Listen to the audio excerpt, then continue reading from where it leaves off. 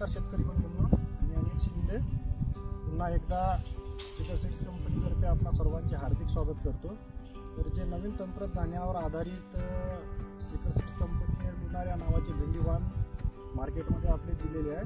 तर याच भेंडीची लागवड नागपूर जिल्ह्यामधील जे प्रसिद्ध गाव आहे भेंडाया तालुका सावनेर हे गाव आहे। त्या गावामध्ये आपल्या या लुनार भेंडीची शेतकऱ्यांनी 3 शेतकऱ्यांनी लागवड केलेली आहे। आपण त्यांच्या शेतावरती एक पाहणीचा कार्यक्रम देखील ठेवलेला होता। परिसरातील आसपास शेतकऱ्यांनी भेंडी पण बघून गेले आणि त्यांनी रिस्पॉन्स सुद्धा चांगला दिलेला आहे। ते शेतकरी प्रत्यक्षात आपल्या सोबत आहेत। एक करून आपण त्या 3 शेतकऱ्यांकडून त्यांना कशा प्रकारे अनुभव आला आपल्या लुनार भेंडीचा ते आपण प्रत्यक्षामध्ये त्यांच्याकडून जाणून घेणार आहे। तर नमस्कार। तर हे शेती कोणा तुमची आहे ना? माझी। तर हे जे तुम्ही हे जे भेंडी लावलेली आहे तर कुठली भेंडी लावलेली आहे? भेंडीचं नाव काय आहे? लुनार। तर तुम्ही किती वर्षापासून हे भेंडीचं पीक करत आहे? पहिलंच वर्ष पहिलंच वर्ष। भावनं सांगितलं। हां, तर तुम्हाला कशी वाटली आहे? मला चांगली वाटली। म्हणजे काय चांगलं म्हणजे काय म्हणजे वाटतं? तोडाले हलकी आहे। हां, आणि माल जास्त निघून आला ह्या टायमाला थंडीचा। हां, बाकी मार्केटला म्हणजे मार्केटला चालणारी आहे का? जसं नाही मार्केटले गिराईक खूप आहे। गिराईक खूप आहे ना? 60-70च्या भावावर काल निघून आले। ठीक आहे, धन्यवाद। त्याच्यानंतर आपले दुसरे शेतकरी आहे, यांनी सुद्धा यांचा 1 किलोची लागवड केली होती। त्यांचा प्लॉट सुद्धा एंडिंग झालेला आहे। तर त्यांच्याकडून आपण त्यांची माहिती घेऊ की कसा वाटला। तो तुमचं नाव आणि गाव सांगा। माझं नाव सचिन दौलतराव सोमकुवर, राहणार भेंडाळा, तालुका सावनेर, जिल्हा नागपूर। मी 10 वर्षापासून शेती करतो आहे आणि माझ्याकडे बऱ्याच प्रकारचे भाजीपाला वर्गीय पिकं असतात आणि भेंडी माझी कंटिन्यू सुरू असते वर्षभरही।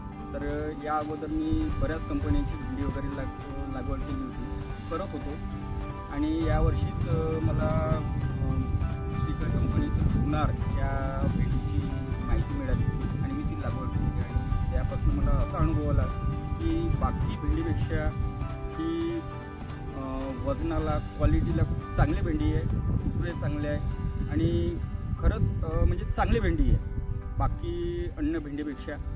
आणि आपण बाकी शेतकऱ्यांना माझ्या मते तर सांगायला इच्छितो की या भेंडीचा वापर त्यांनी करायला पाहिजे, भेंडी लागवड करायला पाहिजे। ठीक आहे, धन्यवाद।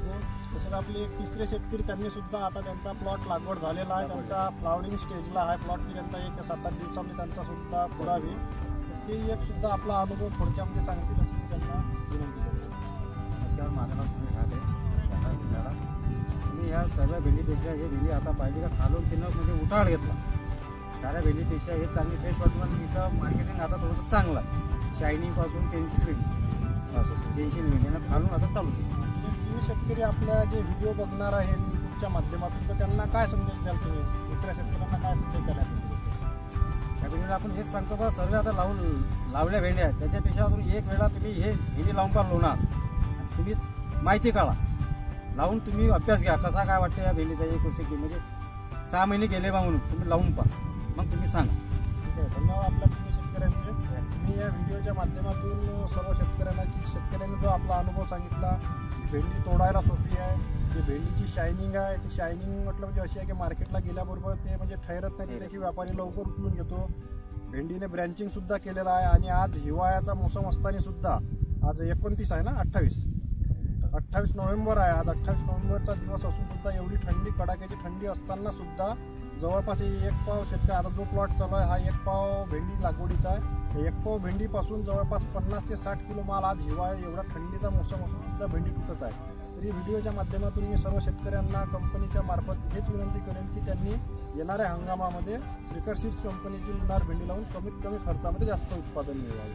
धन्यवाद।